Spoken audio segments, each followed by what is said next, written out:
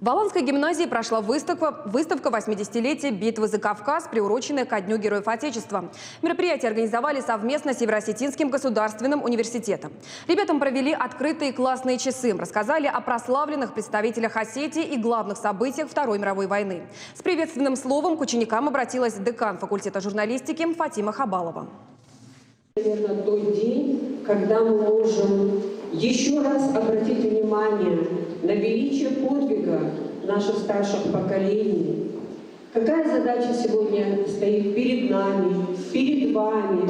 Мы должны помнить об их подвигах и гордиться этим, что мы живем в стране победителей. Дело в том, что сегодня, наверное, такой день, о котором говорим не только мы в Волынской гимназии, говорит вся страна. Это праздник, наверное, очень достойный и очень глубоко проникающий в сердце, наверное, каждого жителя страны. То есть День героев – это дань памяти, наверное, всему тому хорошему в истории, что создавало по крупицам нашу страну, нашу историю в целом.